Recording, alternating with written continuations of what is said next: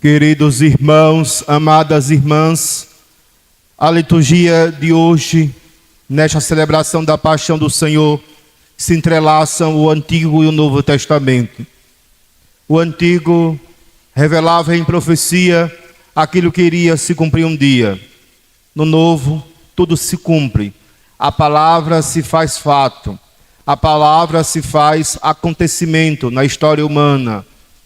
Aquilo que os profetas disseram um dia se cumpriu, porque Deus é fiel à sua palavra, porque Deus cumpre com sabedoria a sua palavra.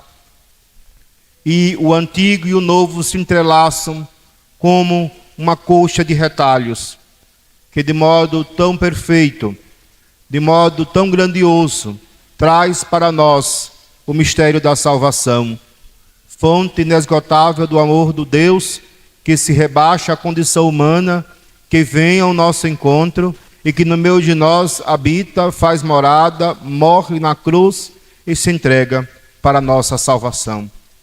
O modo das narrativas do evangelista Marcos e do evangelista João são diferentes.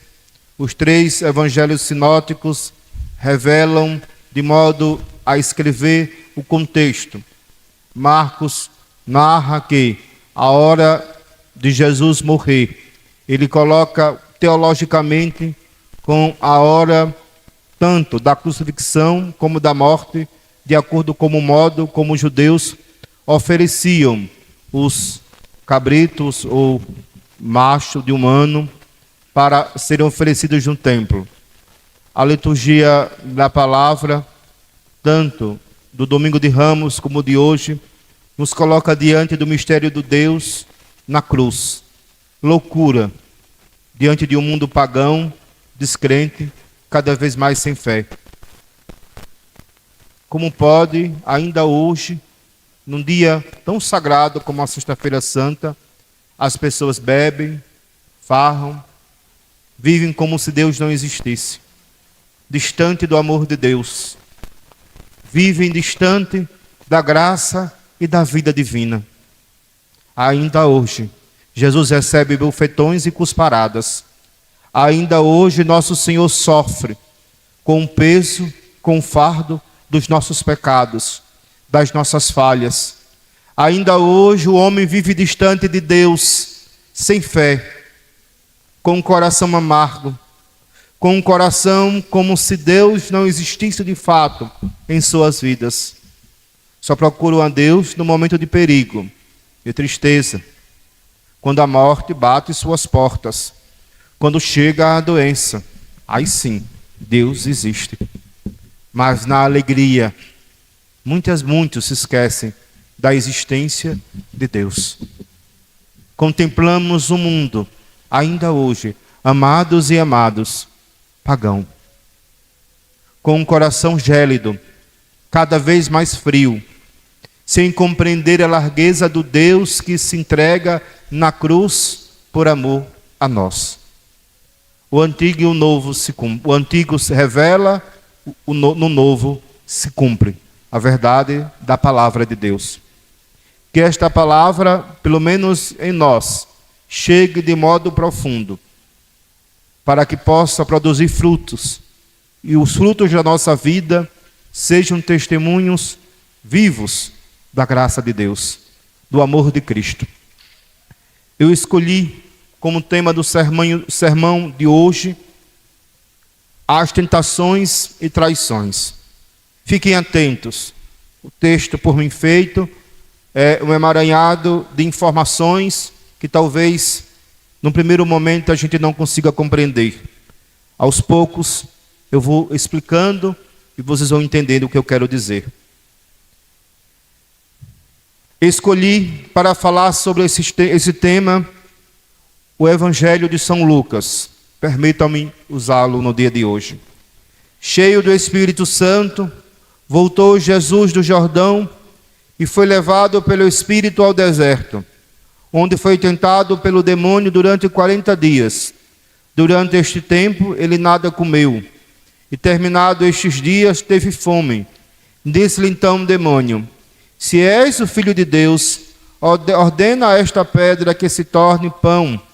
Jesus respondeu: está escrito, não só de pão vive o homem, mas de toda a palavra de Deus. Deuteronômio 8:3. O demônio levou e disse-lhe: dar-te-ei todo este poder e a glória destes reinos, porque me foram dados e dou-os a quem quero. Portanto, se te prostrares diante de mim, tudo será teu. Jesus disse-lhe: está escrito, adorarás o Senhor teu Deus e a Ele só servirás. Deuteronômio 6:13. O demônio levou ainda a Jerusalém, ao ponto mais alto do templo, e disse-lhe: se és o Filho de Deus, lança-te daqui abaixo, porque está escrito, ordenou aos seus anjos a teu respeito, que te guardassem, e que te sustivessem em suas mãos, para não ferires o teu pé em alguma pedra. Salmo 90:11. Jesus disse: foi dito, não tentarás o Senhor teu Deus. Deuteronômio 6:16. Depois de tê-lo assim tentado de todos os modos, o demônio apartou-se dele até outra ocasião. No momento do diálogo, do processo de Jesus, fazem essa mesma tentação a nosso Senhor. Haviam vários grupos que ali passavam, que ali estavam também. Havia o grupo das autoridades, os sumos sacerdotes, os escribas, os grandes da corte. Haviam aqueles que passavam ali e haviam outras pessoas. E fizeram esta proposta a ele: vê, cadê o Deus que você confiou? Se és verdadeiramente rei ou filho de Deus, desce daí agora. Ou zombavam dizendo: ele que disse que iria reconstruir o templo em 3 dias, está ali, pregado na cruz. E zombavam de nosso Senhor. O texto do Evangelho de São Lucas é muito interessante. O demônio apartou-se dele até outra ocasião. O demônio nos procura como leão a quem devorar, resistir-lhe firmes na fé. As narrativas evangélicas sinóticas, eu já expliquei para vocês o que são os evangelhos sinóticos, só para lembrar.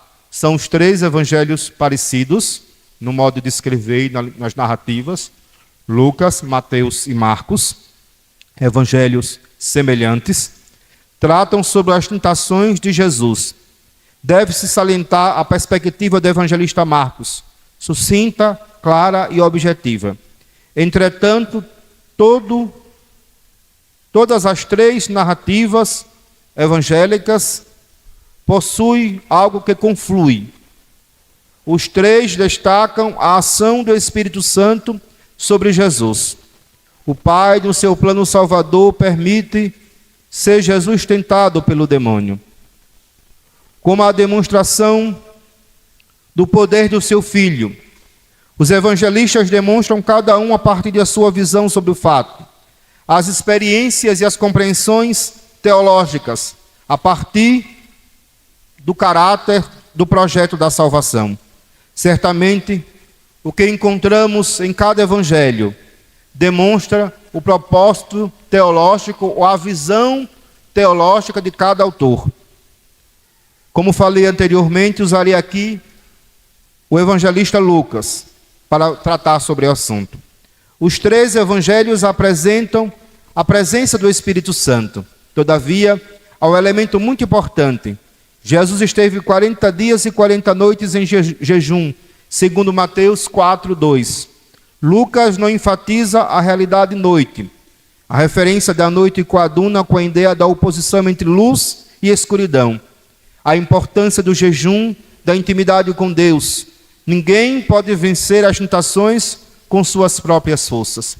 Quando a gente escuta estes evangelhos e quando a gente pensa nas tentações, a gente deve pensar na nossa própria vida, no cotidiano do nosso existir, nas nossas tentações, nos momentos de trevas, nos momentos de noite, quando a gente acha que pode resolver as tentações sozinhos, Quando nós pensamos que com as nossas próprias forças somos capazes de vencer o demônio. E ele é astuto. Ele usa a própria palavra de Deus para nos tentar, seja nos vários pecados ou tentações da nossa vida. O demônio, ele é sutil. Ele mostra às vezes o pecado como se fosse algo normal. Besteira. Comer carne na sexta-feira, isso é coisa da igreja, invenção da igreja. Rezar. Para que rezar? Jesus nos ama. O importante é isso. Jesus é amor. E o demônio vai se disfarçando. Ou vai disfarçando o pecado. Vai disfarçando o mal. Vai colocando em nosso coração, em nossa cabeça, no nosso interior, o pecado como algo bom. Como algo que pode ser realizado, mas depois basta procurar o padre e se confessar e está tudo resolvido. E a gente vai brincando com Deus. Vai brincando com a sua misericórdia. Vai brincando com a sua bondade. O demônio vai nos tentando. Vai nos enroscando no pecado. E quando a gente menos espera, tem dificuldade de sair do pecado. Em Marcos 1,13, faz um sutil destaque. Aí esteve 40 dias. Foi tentado pelo demônio, esteve em companhia dos animais selvagens. E os anjos o serviam. O autor, de modo simples, deseja fazer referência à harmonia existente em Gênesis, no ato da criação. Em Gênesis 1,25. Deus permite para penetrarmos de modo profundo na sua intimidade. Jesus e oração são as armas para vencer o Satanás e suas ações. Cristo jejuou sem precisar de o fazer, só para nos instruir quão grande bem é o jejum, e que é escudo contra o diabo, e que depois do batismo devemos nos entregar ao jejum e não à sensualidade. João Crisóstomo. São João Crisóstomo nos revela a grandiosidade do caminho cristão, do sacrifício, da penitência, do jejum, de se colocar diante de Deus com um coração total a Ele. É preciso fazer sacrifícios. Quem quiser vencer as tentações, quem quiser vencer o cansaço, quem quiser vencer a vontade de desistir às vezes, anos e anos tentando, Padre, contra o pecado, e não consigo vencer, o que fazer? Lutar. Lutar sem jamais desistir, sem jamais perder a esperança, sem jamais deixar de confiar na bondade e na misericórdia do Senhor. Para vencermos as tentações, é preciso objetividade e, de certo modo, um pragmatismo. O Satanás é o pai da mentira e da ilusão. As nossas tentações revelam a nossa abertura para o Satanás. Quando deixamos adentrar nos nossos sentimentos, paixões, ações, desejos, impulsos, permitindo a ação diabólica em nossa vida. O melhor modo de evitar as tentações é não dialogar com o demônio. Um dispositivo utilizado pelo encardido é certamente a vaidade. Coloca no nosso coração a ideia de estarmos prontos para lutar contra ele. Quantas vezes fracassamos diante das tentações? Quantas vezes nos achamos fortes? Podemos enfrentar as tentações, dialogar com o mal e com o pecado. E quando a gente menos espera, o que acontece? A gente cai. O Satanás nos derruba. Porque o orgulho, a vaidade, a soberba, vai fazendo crescer em nós através do demônio. Isso é besteira. Você consegue vencer. O pecado da fofoca, os pecados em relação à sexualidade, a mentira. A gente não escuta dizer mentirinha para me defender, Padre. Aí o demônio coloca uma mentira como se fosse verdade. Não existe mentira branca, ou roxa, ou vermelha. O que existe é a mentira. O que existe é o pecado contra a castidade. Só. E o demônio pode colocar ali na sua cabeça uma coisa é pecado, mas pelo menos não estou fazendo isso. Mas é pecado. A gente pode citar vários exemplos. Alguém que pratica o pecado, por exemplo, da masturbação, e na sua consciência diz assim, mas pelo menos eu não tenho ato sexual com ninguém. É a mesma coisa.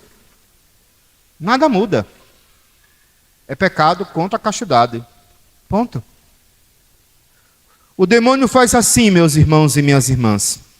Então, pela vaidade, penetra mais profundo do nosso ser. Nos sentimos fortes, capazes, e a nossa ruína é provável. Enfraquece-nos, perdemos a fé, e sem menos perceber a tentação da luxúria, do pecar contra a castidade, da infâmia, da prevaricação, do poder, do ter, destaca-se infelizmente no meio em que vivemos. Isso pode acontecer também no clero, entre nós sacerdotes e bispos. A busca pelo poder humano, a busca pela vaidade. Somos perpassados diariamente por isso, mas precisamos mergulhar num verdadeiro poder, num verdadeiro amor, ou seja, o de Cristo. Sua luz salvadora precisa chegar no mais profundo do nosso ser. A luz de Cristo, amados e amadas, precisa penetrar no nosso coração, dissipar as trevas do erro, da tristeza, da angústia, do sentimento de culpa no nosso coração. Deixe a luz de Cristo iluminar a tua vida. Cantaremos amanhã, eis a luz de Cristo. Deixe Jesus adentrar no seu coração, mexer com suas emoções e com seus sentimentos. Deixe-se envolver de modo forte por Cristo, por sua cruz salvadora. Coloquemo-nos aos pés de Jesus sacramentado. Busquemos o sacramento da confissão e tenhamos o propósito sério de conversão. Não é fácil decidir sobre a vida das pessoas, decidir sobre as nossas próprias vidas, porque isso implica um modo profundo de mudarmos de existência, do nosso modo de nos comportarmos diante da vida, de abandonar os nossos pecados, os nossos vícios, de abandonar aquilo que nos afasta do Senhor. É preciso, amados e amadas, nos deixar ser dobrados pela graça de Deus, ter um equilíbrio emocional, uma destreza, uma expertise moral, e não deixar a vaidade falar mais alto. Dai, pois, ao vosso servo um coração sábio, capaz de julgar o vosso povo e discernir entre o bem e o mal. Pois sem isso, quem poderia julgar o vosso povo, um povo tão numeroso? Pede o rei Salomão. Façamos como ele, irmãos e irmãs. Peçamos ao Senhor a sabedoria. As tentações de Jesus assinalam através dos 3 evangelistas. Ressalto a ação do diaboloi. Diabolou. Há uma mudança entre os 3. Na análise semântica das palavras, ou seja, na análise das palavras, os 3 evangelistas colocam o diabolou, o peirazon e o satanã. Talvez, se nós olharmos ou lermos os 3 evangelhos, não compreendemos qual a importância da diferença. Possivelmente Mateus refere-se ao fato do diabo como tentador, o ardil inimigo. Os discípulos de Cristo devem estar atentos. O tentador não se cansa em colocá-los à prova. A primeira coisa que aprendemos aqui é que a vida do homem na terra é uma vida de combate. E também que o cristão deve esperar ser imediatamente tentado pelo diabo. Que ele, portanto, prepare-se para a tentação, conforme a Escritura. Se você vier para servir ao Senhor, prepara-se para passar pela prova. Salmo 21. É por isso que o Senhor quis confortar com seus exemplos todos os recém-batizados. Todo o povo convertido, para que ele não tivesse medo e não ficasse tímido, se depois de sua conversão ou seu batismo, tendo sido tentado pelo diabo mais fortemente do que antes, ou se sofre mais perseguições. Lê no Evangelho que o próprio Cristo foi tentado pelo diabo imediatamente após o seu batismo. A segunda lição que Cristo quer nos dar com seu exemplo é que não procuramos facilmente nos expor à tentação. Conscientes da nossa fraqueza, tenhamos ante cuidado de não cair em tentação. Oremos e evitemos as ocasiões de sermos tentados. As pessoas, escutem isso, as pessoas mais tentadas são aquelas que estão prontas, com a graça de Deus, a sacrificar tudo pela salvação de suas pobres almas, que renunciam a todas as coisas que a maioria das pessoas buscam ansiosamente. Cura d'Ars, Sermões, página 28. O tentador, segundo o evangelista Mateus, aproxima-se para persuadir, através das ilusões e da vaidade, para ofender a Deus. Se um padre, se um leigo, se um bispo não adquire a consciência clara e cheia de fé, de não ser cheio de si mesmo, será inclinado a tratar tudo de modo relativista. O fato de trairmos Jesus impregna em nosso coração um vazio. Olha se não é assim.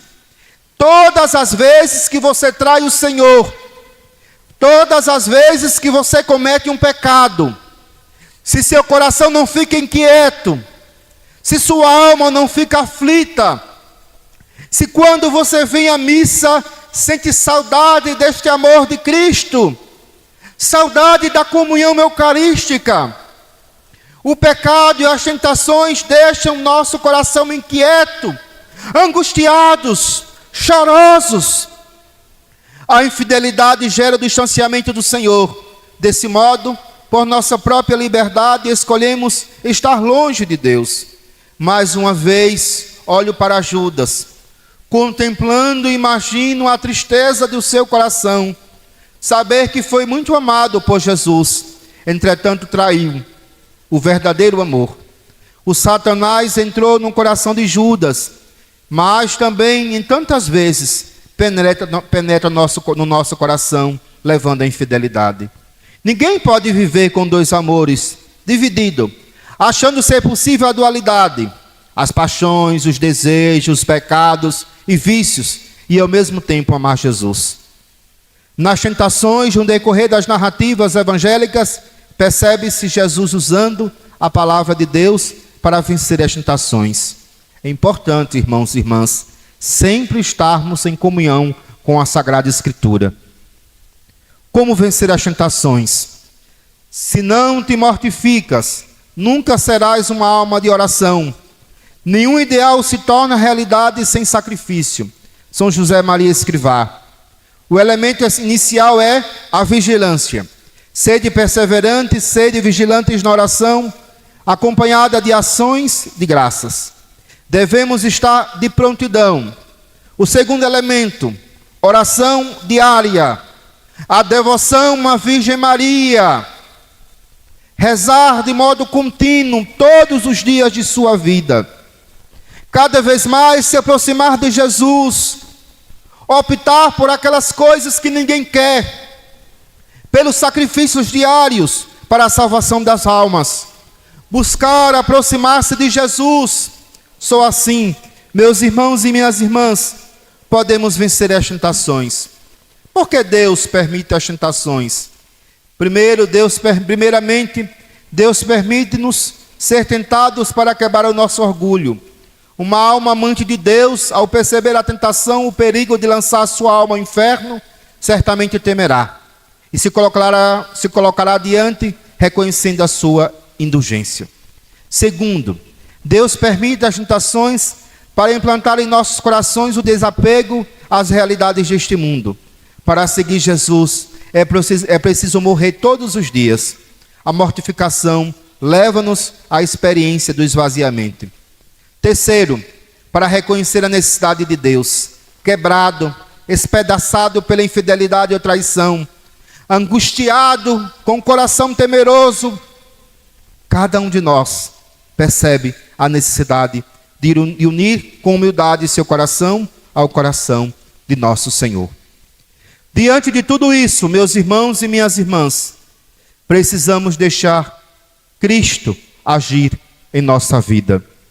Vai dizer o professor Felipe Aquino: assim como a missão de Cristo foi libertar o homem do pecado, a missão da igreja, que é seu corpo místico, a sua continuação na história, é também libertar a humanidade do pecado e levá-la à santificação. Fora disso, a igreja se esvazia e não cumpre a missão dada pelo Senhor.